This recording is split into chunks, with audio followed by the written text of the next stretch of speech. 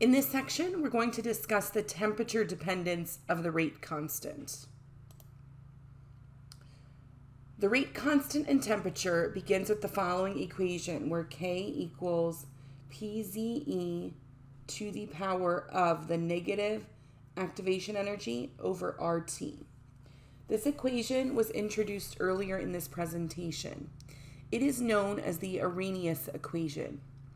It is important to our understanding of how temperature impacts the rate constant. So we can see temperature in the bottom of this fraction of a negative exponent. When temperature is increased, the rate constant increases and the reaction proceeds more quickly. This can be seen in the Arrhenius equation as the temperature increases. As this temperature increases, the absolute value of this decreases. Right? If we're dividing by a larger number, we're going to get a smaller number. So the absolute value of this decreases, and a smaller negative exponent will give a larger number for the rate constant. A useful form of the Arrhenius equation can be derived by replacing Pz, the frequency factor, times the orientation factor, with A, and then taking the natural log of both sides of the equation. So as a reminder from the previous slide, here's the original form of K. If we replace this with A, and then we take the natural log of both sides, here's what we're left with. The natural log of K. Now, the impact of taking the natural log on both sides is to move this exponent out to the front. So we have the negative EA over RT, and I've just isolated the temperature here as a way of seeing what the impact of temperature is on K, plus the natural log of A. All right, now the equation is in the form of y equals mx plus b, where y plotted on the y-axis would be the natural log of K, plotted on the x-axis would be 1 over t. The slope of the line will be minus EA over R, and the y-intercept B is the natural log of A. Using experimentally determined values for the rate constant at different temperatures, the activation energy can be determined.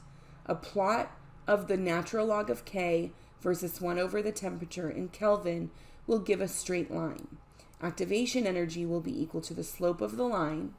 So if the slope of the line is equal to minus EA over R, then the activation energy will be equal to the negative of the slope times R, which is the gas constant, 8.314 joules per mole Kelvin. That'll give us the activation energy in joules. So here's what a plot of this might look like, where we plot the natural log of K on the y-axis, 1 over t on the x-axis. Our slope, m, is the negative activation energy over R.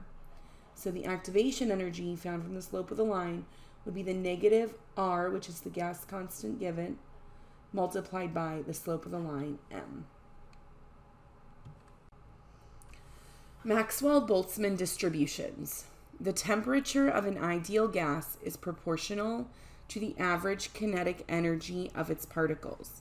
So temperature proportional to the kinetic energy. However, the kinetic energy and therefore the velocity of each particle will vary. Only the average of all of the particles is proportional to temperature. So, while the average energy of the particles may be below the activation energy for a reaction, those particles with enough energy to overcome the activation energy will react.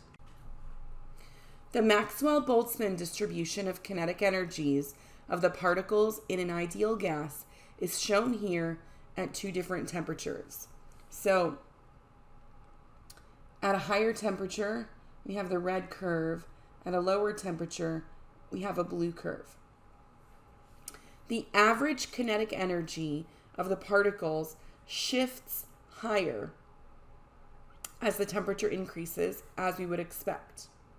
But it can also be seen that the number of particles above the indicated activation energy also increases dramatically with temperature. So that would be the area under the curve would be the number of particles with enough energy to overcome the activation energy over here. And this red area is much larger than the blue area. Not only do higher temperatures result in more particles having a kinetic energy that exceeds the activation energy, it also leads to more collisions as the particles are moving faster. So, more collisions occur, and more of those collisions are with particles whose energy exceeds the activation energy. The result of this is an increase in the reaction rate.